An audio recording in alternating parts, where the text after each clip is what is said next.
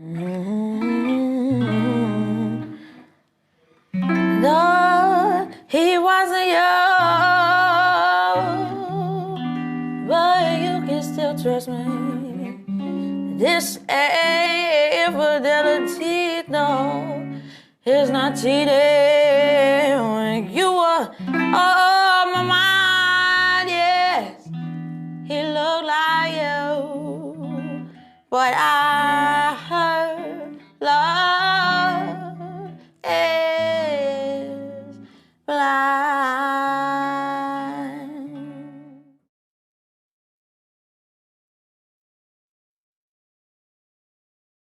My brother had like a fourth hand Strat, a beautiful red Strat that he must have got. It was his second guitar, so he must have got it when he was about 15, and I would have been like 11 or 12, and it was the most beautiful thing in the world, yeah.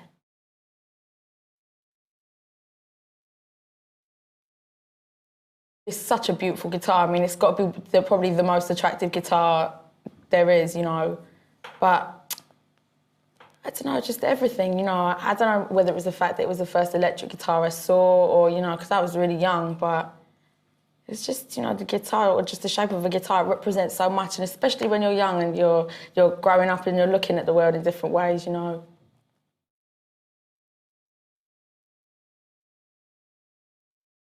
I guess my brother used to go out, it was his, like, I was forbidden to touch this guitar, right? And when he used to go out, he used to leave it in such a way that if I played it, he would know. But sometimes he'd forget to do that, so I would be able to play it. But I'll never forget, he'd come home and I would literally leap like away from the guitar and run out the room.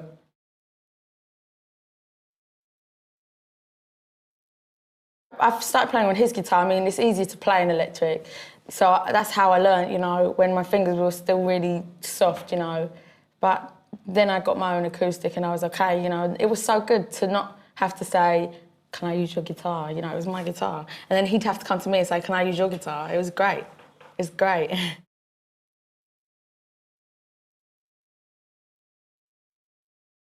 I must have been about 13 or 14, and I had money from, I don't know how I had this money, but I had money from work, because you know, I was acting when I was a kid in bits and pieces here and there. So yeah, I went to Bond Street, I went to Chapels in Bond Street, and I'd seen, it was a Fender actually, it was an acoustic Fender, I can't remember what it was, but it was, you know, it wasn't an amazing guitar, it was a good starting point guitar, you know, and I just played every day. You know, no one said to me, you got to play for at least this amount of time. It was all I wanted to do, you know. Yeah, and it's so easy to teach yourself if you have, you know, love for guitar. You know, people say to me all the time, how can you taught yourself, you know? And there's things people can always show you, but the truth is if you learn how to play guitar off someone, you just kind of learn to play it like them, you know what I mean? You know, and that's why I can say that while I'm not even probably an adequate guitarist, I'm still a distinctive guitarist, you know what I mean? I sound different.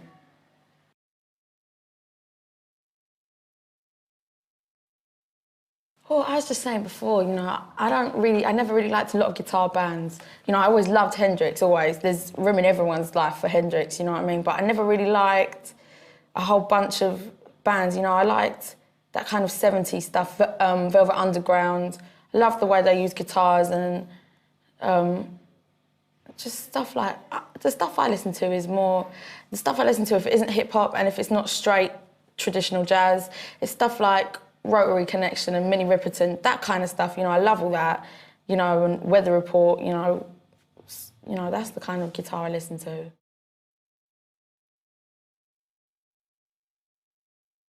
A lot of chords I write with are quite influenced by the way her and James Taylor would write, you know, just quite warm chords, majory chords, and, you know, just some nice, you know, nice bass notes and just a warmth, you know. I've never been one, to me guitar is a really warm instrument, and that's why I love it as opposed to the piano, is because it's such a warm instrument. You get so much warmth from a guitar, especially with those kind of chords, you know, those major sevenths with the nice, you know, bass notes and all that.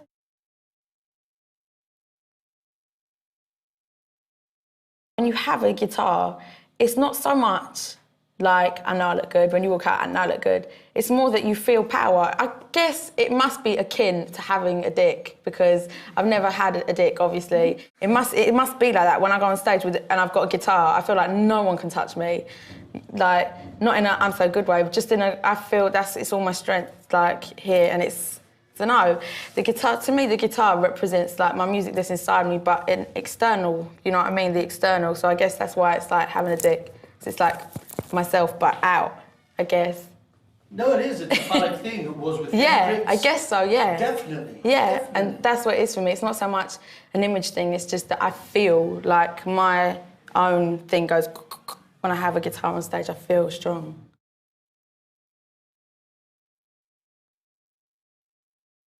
Yeah, you're more exposed and not so exposed all at once, you know. I guess when I go on stage with my Strat, I feel like I'm coming from two different places at once, I guess. I feel like sometimes if all I have to do is sing, I think the audience are, I don't know, you know, such a big part of my thing is about respect and wanting respect from musicians, not necessarily the audience, but musicians. Sometimes I think if I play as well, you know, that is a thing. If you play your instrument, you know, as a young female artist, if you play your instrument on stage, it looks great for you. You know, like, Katie Melua, she has a guitar on stage and it looks great for, she needs that. It looks really good, you know, that's her little gimmick and it works. So, yeah, if I don't have a guitar on stage, sometimes I feel a bit like I haven't got as much to give, you know what I mean? I feel a bit like just a voice.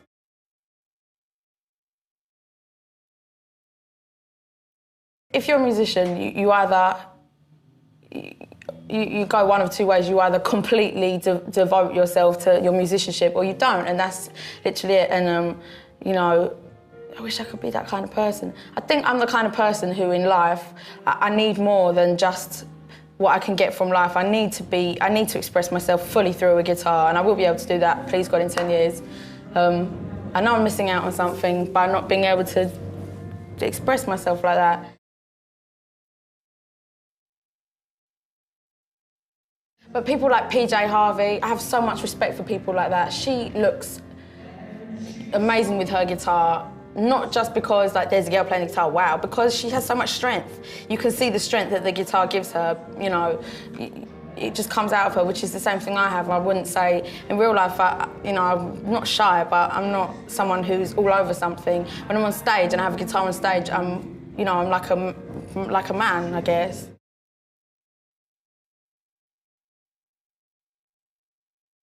A wicked solo, that's not, to me, what being a guitarist is about, you know. That's important and it's nice and it's like, wow, you know, but it's more so I can be all over everything, so I can feel something and just be able to go, this is what that feels like.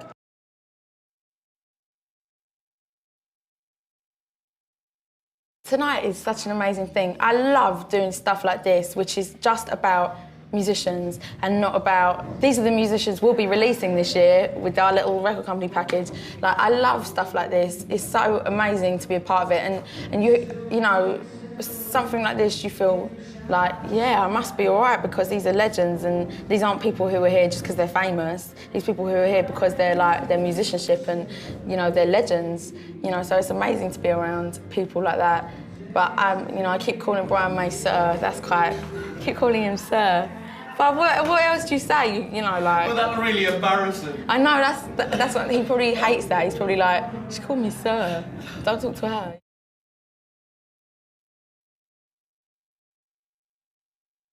My guitar heroes are obviously Hendrix and Shuggie Otis as well. Shuggie Otis is a massive influence on me. You know, when I listen to Shuggie Otis, and I don't even know what he played, I don't know what kind of guitar he played, but when I listen to him, I feel like like what I just said, I feel like he would have a feeling about something and then just be able to channel it straight through his instrument. You know, Shuggie Otis was amazing, and I'd love to be able to make honest music like that, you know, something that is on wax or on CD, the same as it is in my head, you know, that clear vision from one thing to the other. I'd love to do that.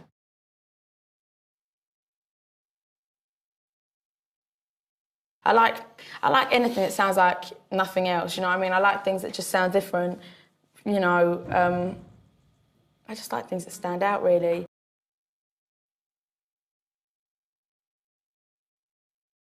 It was just before Christmas, and I just bought myself, my birthday's September, it's just been, right? So, and it was coming up to Christmas, and for my birthday, I just bought myself my 335.